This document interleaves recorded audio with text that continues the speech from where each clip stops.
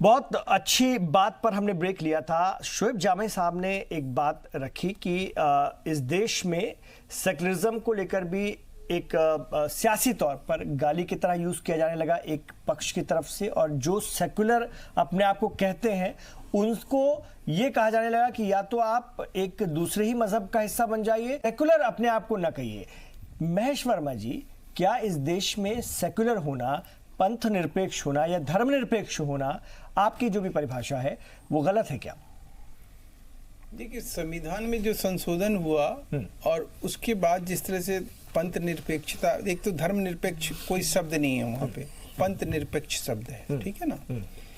और उसके बाद पंथ निरपेक्षता को लेकर कभी भी उसको वेल डिफाइंड किसी सियासी पार्टी की तरफ से ना प्रयास किया गया, ना उसके बारे में सोचा गया।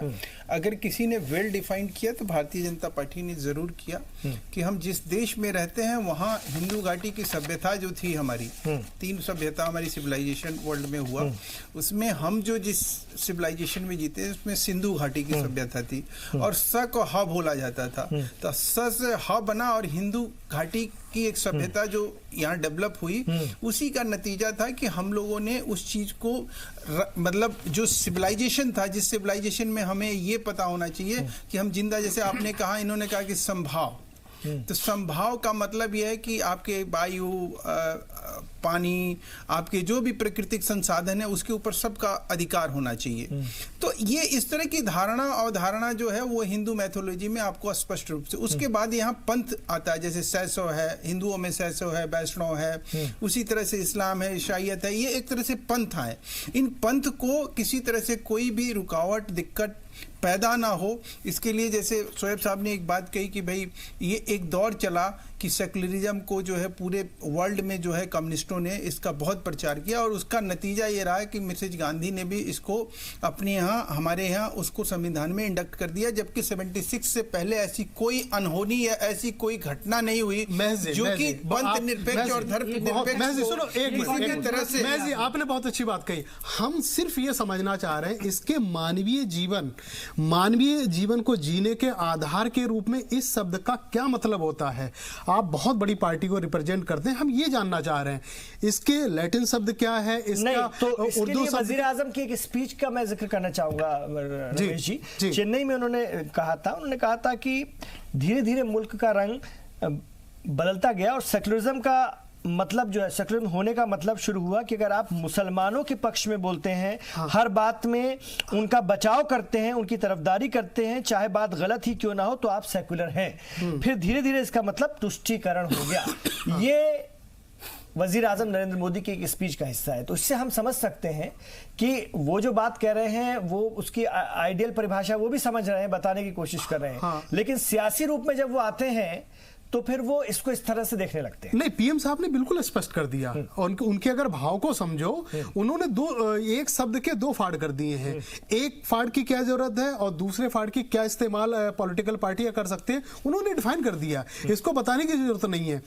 दोनों का समावेश, महज जी ने बिल्कुल सही चीजें, एक चीजें उन्होंने बताई, लेकिन हम सिर्फ यही जानना चाह रहे हैं सब लोगों से, मानवीय जीवन को जीने के लिए उस शब्द का और उसका मतलब क्या है, हम ये जानना चाह रहे थे। लेकिन उसके मतलब को जिस तरीके से अपने हिसाब से लोगों ने बांट लिया, अपने हिसाब से जिस तरीके से कर दिया। ये बताइए, वीर सावरकर को लेकर अब क्या रुख होना चाहिए? वीर सावरकर का रुख तो हमने क्लियर, सभी ने पढ़ा है, वो क्या चाहते थे, क्या सोचते थे, किस तरह का देश चाहते थे। ठीक है, शिवसेना उनको लेकर के चुनावी मैदान में थी, उनके मुद्दे को लेकर के चुनावी मैदान थी। अब क्या रुख होना चाहिए, बताइए। देखिए, मैं वही कह रहा हूं, अगर शिवसेना इस घटना के बाद में अपनी आइडियोलॉजी में कुछ बदलाव करना चाहती है, कुछ चीजें और एडमिट करना चाह रही हैं, तो वो देखने वाली चीज होगी, उसकी तस्वीरें कुछ दिन के बाद में आ जाएंगी। लेकिन उन्होंने कभी भी, अभी जब उद्धव ठाकरे साहब ने पहला बयान पहुंचा अभी कि आइडियोलॉजिकली, क्योंकि सामना में तो वही चीजें आप लिखेंगे उस एतबार से, आप सहाफी भी हैं सामना के एडिटोरियल के। नहीं, बिल्कुल जनाब, बिल्कुल सही फरमा रहे हैं। मैं वही कहना चाह रहा हूं, सामना को आपने कल से और अब तक देखिएगा, मेरी 6 नंबर पे मेरी खुद रिपोर्ट है, पूरे पेज की रिपोर्ट है, उसमें आप पढ़िएगा जिस तरीके से आइडियोलॉजी की बात हो रही है कि अब तो आइडियोलॉजी उनकी बदल जाएगी। बिल्कुल खंडित हो जाएगी। लेकिन नहीं, सामना अपनी जगह पहले जिस तरीके से स्टैंड था वैसी आइडियोलॉजी उनकी आज भी रहेगी। हाँ, मैंने वो कहा जिस तरीके से महेश जी जो बात कहते हैं रमेश जी की हिंदुत्व को अपनाते हुए भी धर्मनिरपेक्ष रहा जा सकता है, क्योंकि हिंदुत्व की बेसिक जो बुनियाद है वो अपने आप में धर्मनिरपेक्षता है। ये कहीं ना कहीं वो कहना चाह रहे थे। इमरान साहब एक बात कही जी, जो कि वो विजय जी चिल्लाने लगे तो उस बात को वो बात चलिए अब पूरी करिए। मैं वो बात आपसे ये कह रहा था कि देखिए उनकी परिकल्पना शिवसेना की, आपने वो कहा कि भाई आप बीजेपी, मैंने कहा कि उनकी परिकल्पना ऐसी है, उनकी सोच ऐसी है, उनकी समझ ऐसी है, वो उसी में पले बड़े और आगे बढ़े हैं। किनकी जो उद्धव जी हैं, हाँ। उनकी जो शिवसेना अभी तक जो या बाला साहब ठाकरे हैं, वो उग्र हिंदूवाद को उन्होंने हमेशा सपोर्ट किया, ऐसा इस चीज से कोई भी डिनाई नहीं कर सकता। तो अब भी मना नहीं कर रहे ना। अभी भी इन्होंने कहा कि जब वो कल मुख्यमंत्री का शपथ लिए तो वही केसरिया डाले हुए, वही तिलक लगाए हुए, इस तरह का कोई मुख्यमंत्री आज तक कभी शपथ नहीं लिया है। उन्होंने अपने उस चीज को कभी नहीं छोड़ा। तो सवाल यह है कि अब सवाल उठता है कि अब वो मुख्यमंत्री के संवैधानिक पद पर हैं, तो अपने मिजाज को थोड़ा सा वो ठीक करें। अब संवैधानिक पद पे जब व्यक्ति आता है तो उन सब चीजों से ऊपर उठ जाता है जो उसके विचार होते हैं, जो उसके संस्कार होते हैं, जिसमें वो उसका पालन पोषण हुआ होता है। अगर वो कुछ गलत भी कभी कुछ कहा है तो उसको भी, मतलब विजय जी महेश जी ये कहना चाह रहे हैं कि राजनीति के रूप से या सियासत में तो आप इन चीजों का खूब इस्तेमाल कीजिए, लेकिन जब आप संवैधानिक पद पर आ जाएं, आपको कोई ओहदा बड़ा मिल जाए तो फिर आप जो है सेकुलर हो जाइए। देखिए, अभी महेश जी इतिहास बता रहे थे देश का, और हड़प्पा काल और दुनिया भर के इतिहास इन्होंने बताए। हड़प्पा नहीं, सिंधु घाटी की, सिंधु घाटी वही उसी टाइम की पुरानी जो सभ्यताएं हैं, दैट इज नॉट ए काल। ठीक है। मैं ये कहना चाहता हूं कि केंद्र की सत्ता में आसीन भारतीय जनता पार्टी भारतीय कंफ्यूज पार्टी है। विभिन्न मुद्दों पर इनके सामने सारी चीजें हैं, लेकिन देश की जनता को एक कंफ्यूज करने में लगे रहते हैं। अरे भैया, आज सरकार में आप हैं, आप स्थिति स्पष्ट कीजिए। सावरकर जी गद्दार थे या देशभक्त थे? क्योंकि उन पर यह भी आरोप है कि उन्हें अंग्रेजों से पेंशन मिलती थी। आप खुलासा कीजिए ना, किसने रोका है आपको? इसी तरीके से गॉड से, सुन लीजिए ना, इसी तरीके से नाथूराम गॉड से केवल हत्यारे थे या देशद्रोही थे या आतंकवादी थे? इसको आप स्पष्ट कीजिए, क्या थे वो? तो आप लोग जो अपनी दुकानदारी जो धर्मनिरपेक्षता को लेकर चलाते हैं कि आपकी धर्मनिरपेक्षता अलग है, आप उसमें कहते हैं कि हिंदू राष्ट्र भी है। अरे भैया, धर्मनिरपेक्षता में तो सबका भला है। सुनिए, आरएसएस क्या कहती है और इतिहास क्या कहता है? इस देश में मुसलमान था ही नहीं, इस देश के हिंदुओं को मुसलमान बनाया गया, फिर आप मुसलमानों से नफरत क्यों करते हैं? इस आदमी को या तो ये देश इस तरह के लफ्ज़ सुनिए, इमरान साहब आप क्या बात कर रहे हैं? जिस देश ने सावरकर से माफी मांगी हो, जिस देश के होम मिनिस्टर सरदार वल्लभ भाई पटेल ने राइटिंग में, प्रधानमंत्री जवाहरलाल नेहरू ने राइटिंग में ये माफी मांगी है वीर सावरकर से, क्या बात कर रहे हो? अपनी जानकारी ठीक करो। देश में केवल जहर घोलने का काम करती है। आपसे पूछा राहुल गांधी से, पप्पू से, आपको कुछ मालूम नहीं है, भाषा नहीं मालूम, आपको इस देश के इतिहास की जानकारी। वीर सावरकर के ऊपर सवाल करते हो कि वो आतंकवादी थे? मुसलमानों से शर्म करो कि जिसके ऊपर मुकदमा चला इस देश के मुसलमान, हमारी सरकार जवाहरलाल नेहरू की सरकार ने लिखित में माफी मांगी है, राइटिंग में, ऐतिहासिक दस्तावेज है। क्या बात कर रहे हो आप बता नहीं पाएंगे? ऐतिहासिक दस्तावेज है। वीर सावरकर के ऊपर कब पूछा?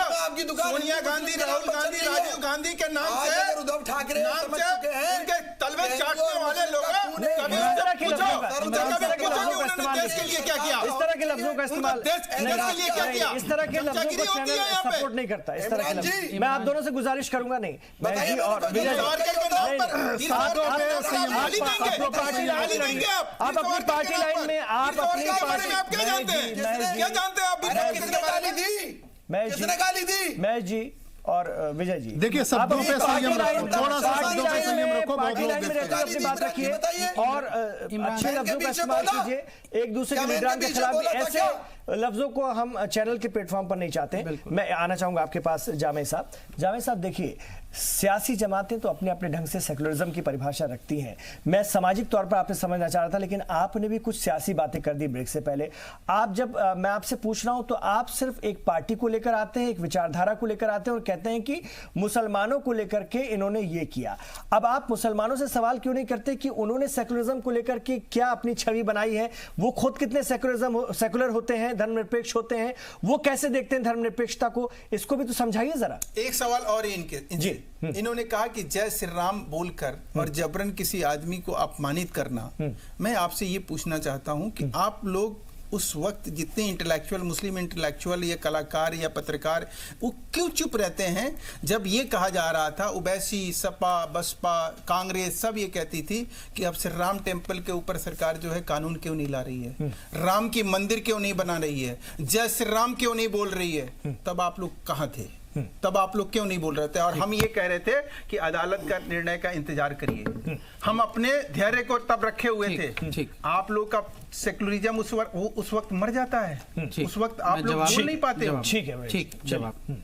देखिए, पहली बात तो इमरान साहब, मैं भारतीय जनता पार्टी को टारगेट कर रहा था या फिर कांग्रेस को सपोर्ट कर रहा था, ऐसी बात नहीं थी। मैंने एक हिस्टोरिकल पर्सपेक्टिव आपके सामने रखी जो हकीकत है।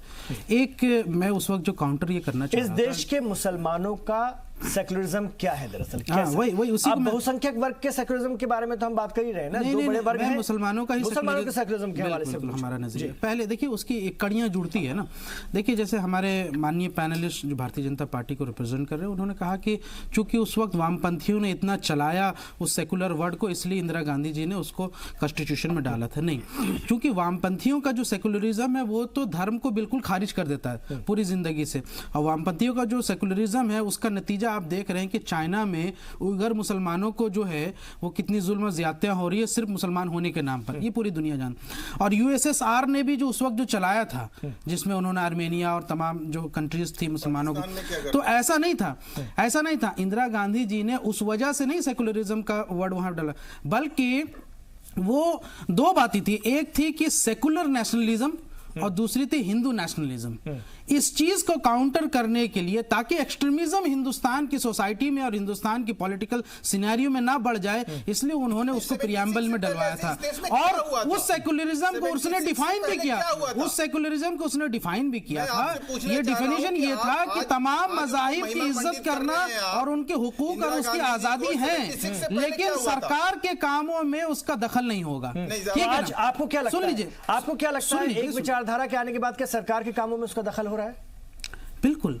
देखिए, जब सरकार के एजेंडे में जो ये रिलीजियस इंक्लिनेशन हो उनके मैनिफेस्टो में किसी खास वर्ग के लिए, किसी खास मजहब के लिए, और उनकी पूरी पॉलिटिक्स ही उसी अपीजमेंट पर टिकी हुई हो, तो हम कहते हैं कि फिर आप कांग्रेस पर भी लगा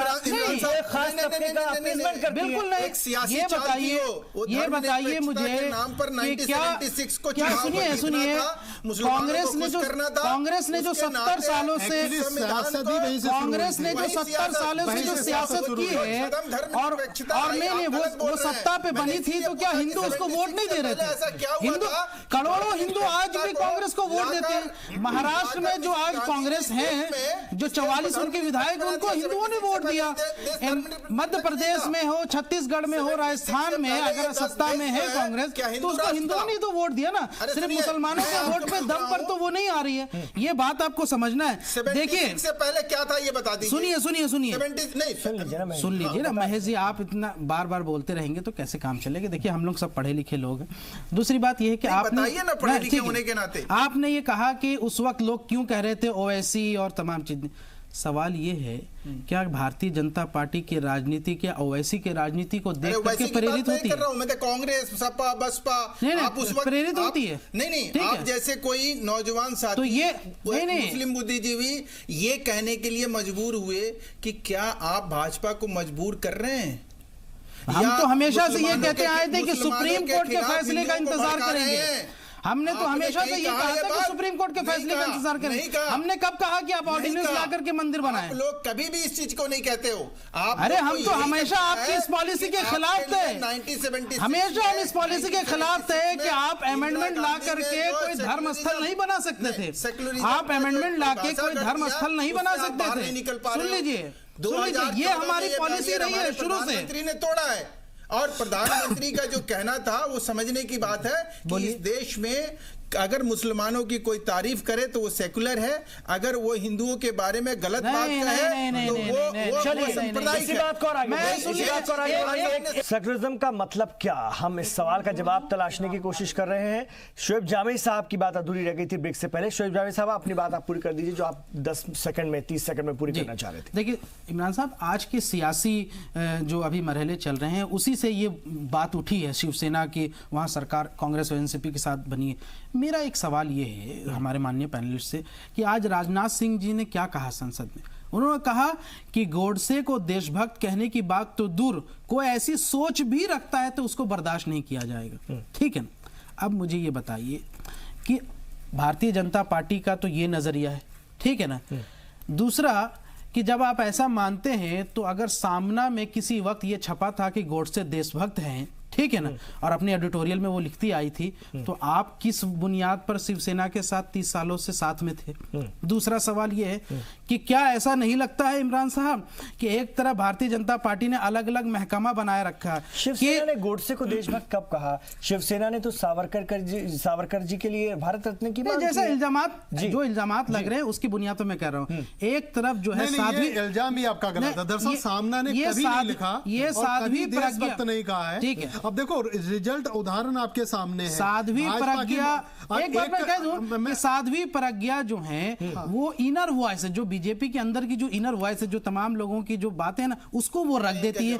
अब जो लोग उससे जो है प्रतिक्रिया या फिर जहां पे बात बिगड़ती बनती है वहां पे राजनाथ सिंह जी कड़ी निंदा का महकमा चालू हो जाता है और दूसरे तारीफ करते हैं। मोदी जी जो है उसको कह देते हैं कि हम तो दिल से माफ नहीं। तो ये लीपा पोती वाली ये पॉलिसी बड़ी खूबसूरत है, इससे दूसरे पार्टियों को भी सीखना पड़ेगा ताकि आपके अंदरूनी वो जो एक्स्ट्रा जो एक्सट्रीमिस्ट एलिमेंट है वो भी नाराज ना हो, और अगर आप सत्ता में बने हैं तो सेकुलर भी आप दिखें। तो मैसेज तो मुझे लगता है कि ये बहुत अच्छी पॉलिसी है, भारतीय जनता पार्टी को इसके लिए शाबाशी देनी पड़ेगी। जल्दी से एक चीज मुझे बताइए साफी साहब कि ये जो आप अभी बड़ी अच्छे तरीके से भाजपा के ऊपर ये जो आपने इल्जाम डाल दिया, बगल में छुरी मुंह में राम राम वाली, सुनिए जरा आप उन कांग्रेसियों से तो पूछिए जो आज पानी पी पी के गोडसे के नाम से हमें गाली दे रहे हैं, या गोडसे के नाम पर हम जो चीज कह रहे हैं हम तो फिर भी खुल के छाती ठोक के कह रहे हैं। लेकिन आपने शिवसेना को क्या कहा? आपने एक बार भी कहा कि उद्धव ठाकरे जी आप मुख्यमंत्री बनने से पहले सामने में जो लिखा हुआ था उसके लिए माफी मांगिए तब हम मुख्यमंत्री बनाएंगे। शर्म तो आनी चाहिए उन लोगों को जिन्होंने कहने के बाद कांग्रेस ने गलबैया पड़ कॉमन जो मिनिमम प्रोग्राम है वो बना दिया पैसे के लिए, नीतियों के साथ में देश उद्धव ठाकरे जी चलेंगे तो जो है सहमत है इसमें के साथ गले लड़ रहे हैं, सर्वधर्म सद्भाव के लिए, महाराष्ट्र के विकास के लिए, महाराष्ट्र के उत्थान के लिए, आपको मजाक बनाया के विकास के लिए, ठीक है, सुनिए बहस का मुद्दा नहीं है विजय जी, वो मेरे विषय से बाहर मत जाइए। वो मैं वही कह रहा हूं, शिवसेना ने कांग्रेस से सपोर्ट क्यों लिया या किसी और से क्यों लिया वो हमारी बहस का मुद्दा है। मैं विजय जी आपके पास ये पूछना चाहता हूँ, मेरे मुद्दे में नहीं सर, मेरे मुद्दे में नहीं, कम वक्त है मेरे पास। ये भी व्यक्ति हैं, इनको खुद सोचना चाहिए कि कांग्रेस से ये पूछे ना आज मेरे मुद्दे में नहीं है ना सर, कांग्रेस वो विषय नहीं है, मुद्दा उठा रही है ना। बिल्कुल, कांग्रेस अगर कांग्रेस कॉमन मिनिमम प्रोग्राम से डिविएट हो करके आइडियोलॉजिकल वार लड़ती है तो हम कांग्रेस से भी सवाल पूछेंगे। ठीक है, बिल्कुल। मिनिमम प्रोग्राम क्या होता है? विजय जी मेरी बात, आइडियोलॉजी को बदल देंगे क्या आप? अगर बीजेपी इस बात में मान लीजिए आप जैसा कि आप भी कह रहे हैं कामयाब भी हो गई, या बीजेपी की सेकुलरिज्म को लेकर अपनी बात साफ है, आपकी अपनी बात साफ है, लेकिन बीजेपी या कुछ सियासी जमातें सुनिए ना इस मामले में कामयाब कैसे हो गई कि कांग्रेस का जो सेकुलरिज्म है, ठीक है ना मैं जी सुन तो लीजिए सवाल। ये साहब जो है सत्ता में रहकर भाजपा की टांग बहुत लंबी हो गई है, जहां मर्जी घुसेड़ने की कोशिश कर रहे हैं। ऐसी बात ठीक है, आप मेरे सवाल का जवाब दीजिए विजय जी। 70 के दशक में मुस्लिम लीग शिवसेना के साथ मिलकर चुनाव लड़ी थी, आपको मालूम होना चाहिए। क्या बात कर रहे हैं? पूछिए ना। ठीक है ना, मैं सेकुलरिज्म पर, तो क्या आप फिर भारतीय जनता पार्टी शिवसेना के साथ कांग्रेस ऐसी बातें मत कीजिए। राजनीति में कोई अछूत नहीं होता है, सवाल ये कि डेवलपमेंट क्या ये एहसास है, कांग्रेस को क्या एहसास है विजय जी कि कहीं ना कहीं बीजेपी ने या फिर उनकी सरकार आने के बाद या 2014 से पहले कांग्रेस के सेकुलरिज्म को अपीजमेंट की सियासत दिखा दिया गया, बना दिया गया, और कहीं ना कहीं आज कांग्रेस भी उस सेकुलरिज्म से बचने लगी है, वो भी सॉफ्ट हिंदुत्व को कहीं ना कहीं अपनाते हुए नजर आती है। उसकी वजह यह है कि आप इनके ट्रैप में आ गए। आपकी अपनी धारणा थी बहुत अच्छी हो सकती है, महेश जी के सेकुलरिज्म की अपनी धारणा थी बहुत अच्छी हो सकती है, लेकिन बीजेपी ने ये कमाल तो कर दिया कि कांग्रेस को उस सेकुलरिज्म से जिसको वो लेकर चली थी या मानती है अपीजमेंट करार दे दिया, और आप भी इनके ट्रैप में आ गए। आप बचते हैं आप चीजों से। इमरान जी, बहुत खूबसूरत, अच्छी और गहराई वाली बात आपने कही है। आपने दूध का दूध और पानी का पानी कर दिया है। इसमें मैं इसके लिए आपको बधाई देता हूं, आपके चैनल को भी बधाई देता हूं। सच्चाई ये है कि कांग्रेस ने जो अल्पसंख्यक वर्ग के लोग थे या जो कहीं ऐसे लोग थे कि जो बहुसंख्यक वर्ग की वजह से कहीं पिछड़ रहे थे, पिछड़ा महसूस कर रहे थे, तो कांग्रेस ने सभी की भलाई के लिए कार्यक्रम चलाए। कांग्रेस की सोच ये थी कि सर्वधर्म सद्भाव के चलते कहीं ऐसा ना हो कि कोई उसमें पीछे रह जाए, किसी को उसके हक ना मिले, तो सबको हक देने की कोशिश की। उन परिस्थितियों में उन्होंने उसे तुष्टीकरण का नाम दे दिया। जैसे मनमोहन सिंह जी ने कहा था कि इस देश के संसाधनों पर मुसलमानों का पहला हक है, कहा तो उन्होंने इस दृष्टिकोण से था कि अगर 4 बच्चे हैं और ठीक है, आपने समझा दिया, वो समझा दिया आपने। और महेश जी, अब आप नहीं करते ना वो बातें, अब आपकी पार्टी वो बातें करने से बचती है ना, उस तरह के सेकुलरिज्म की जो आपकी परिभाषा थी उससे आप खुद पीछे हटने लगे हैं। मुसलमानों की पक्षधर आपको लगता है कि कहीं बीजेपी के लोग या फिर लोगों के बीच में मैसेज न चल जाए कि कांग्रेस तुष्टीकरण कर रही है? बचती है आप कांग्रेस, हमने देखा है। क्या करे, जो इनकी जो फ्रॉड की राजनीति, जुमलों की राजनीति फंस गए ना, उनकी ट्रैप में आ गए ना।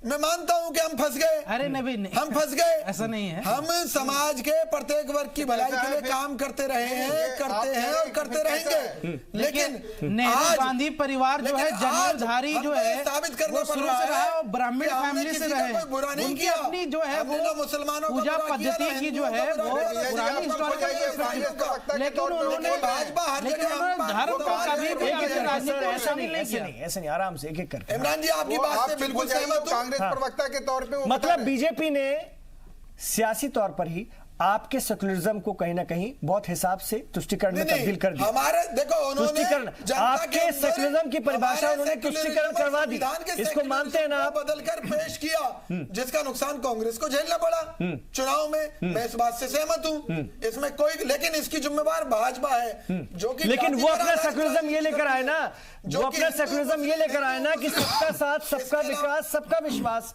वो अपना सेकुलरिज्म इस तरह से लेकर आए। वो लेकर आए, क्यों लेकर आए? क्योंकि उन्होंने कहीं ना कहीं पहले मुसलमानों के खिलाफ काम किया। अब इनको लगा सत्ता में रहने के लिए तो मुसलमानों के वोट की भी जरूरत है, और वो भी सिर्फ तो उनके विश्वास को जीतने की भी बात की। मुसलमानों का कत्लेआम हुआ, ऐसा कार्य हैं बता रहे हैं कि किस तरह से दोबारा उसी रास्ते पर तुम्हारी कैसी धर्मनिरपेक्षता है। तो ये वोट बैंक की फसादों का आपका 84 के सिख राइट्स भी हैं, उसको लेकर भी कांग्रेस के सेकुलरिज्म पर सवाल उठता है। ठीक है, ठीक है, हम ये समझने की कोशिश कर रहे हैं। आपने सेकुलरिज्म को इस देश में अक्षुण्ण रखा कहाँ? जामे साहब, मैंने यही कहा ना कि आपने मजाक किया 76 के बाद, आपने ये सब जोड़ के जामे साहब लोगों को बेवकूफ बनाया। फाइनल कमेंट, फिर मैं आ रहा हूँ रमेश जी के पास। फाइनल कमेंट जी बोलिए। जी, फाइनल कमेंट लेना चाहूंगा आखिरी मरहले में। देखिए इमरान साहब, मैं हमेशा से इस बात का पक्षधर रहा हूं कि ना आप मुसलमानों की तुष्टीकरण कीजिए, ना हिंदुओं की तुष्टीकरण कीजिए, ना मुसलमानों के धार्मिक मामलों में इंटरफेयर कीजिए, ना हिंदुओं के धार्मिक मामलों में इंटरफेयर। सुनिए, कौन करता है? ईमानदारी से बात बताइए, कांग्रेस ने क्या तुष्टीकरण किया मुसलमानों का? ये भी स्पष्ट कर दें। नहीं, सुन लीजिए, मैं कांग्रेस को कभी नहीं कह रहा हूं कि वो तुष्टीकरण कर रही है, ठीक है ना, या फिर बीजेपी को नहीं कह रहा हूं कि वो सिर्फ हिंदुओं के तुष्टीकरण कर रही है। अगर प्रधानमंत्री मोदी जी बोहरा समाज के मस्जिद में जा करके वहां पे उनके फंक्शन में शामिल होते हैं, तो क्या हम उसको ये कहेंगे कि वो मुसलमानों का तुष्टीकरण कर रहे हैं? ऐसी बात नहीं है। मैं ये कह रहा हूं कि गैर राजनीतिक एक व्यक्ति होने के नाते कि अगर हिंदुस्तान को तरक्की के राह पर गामजन होना है तो हमें धर्म और पंथ और जातिवाद की राजनीति से ऊपर उठ करके विकास की राजनीति करनी होगी। यही हमारा संदेश है और यही हमारी ठीक है, बहुत शुक्रिया। मेरे पास बिल्कुल वक्त नहीं रमेश जी, माफी चाहता हूं, मैं आपको भी सुनता लेकिन वक्त पूरा हो गया था। बहुत बहुत शुक्रिया। तो सेकुलर होने का मतलब क्या है, इसको लेकर के चर्चा चलती रहेगी, सोशल मीडिया पर भी चर्चा है, हम हर रोज पढ़ते हैं और सबके अपने अपने से विचार है, इसकी कोई एक परिभाषा निकलकर सामने नहीं आई है।